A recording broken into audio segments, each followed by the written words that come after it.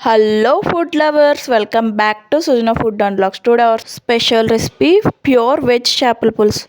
ఆగండి, మీ డౌట్ నేను క్లియర్ చేస్తాను. వెజ్ అంటుంది, చేపల పులుసు అంటుంది అనే కదా మీ డౌట్. కానీ ఇది ప్యూర్ వెజ్ రెసిపీ, కానీ అచ్చంగా చేపల పులుసు తీరులాగే ఉంటుంది. Let's start. ముందుగా ప్యాన్లో 1/3 కప్ ఆఫ్ ఆయిల్ వేసి ఇందులో ఓ పెద్ద ఉల్లిపాయ సన్నని చీరికలు వేసుకొని, పచ్చిమిర్చి కూడా వేసుకొని బాగా వేగిన తర్వాత అల్లం వెల్లుల్లి పేస్ట్ పచ్చివాసన పోయేంత వరకు, ఆయిల్ పైకి వచ్చేంత వరకు వేపుకోవాలి.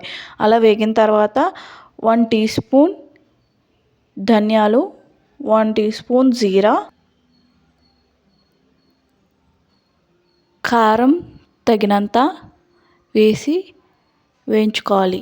అలా వేగిన తర్వాత తగినంత ఉప్పు తీసుకుని వేసుకోవాలి. మసాలాల్లోంచి నూనె సపరేట్ అయ్యాక పెద్ద సైజు నిమ్మకాయ నుండి 300 ml పులుసుని తీసుకుని ఇందులో వేసుకోవాలి.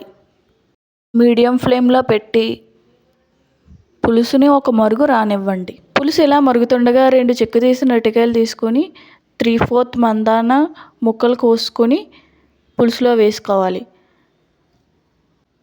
అరటికాయలే పులుసులో మరిగి చేపల పులుసు రుచి వస్తుందండి.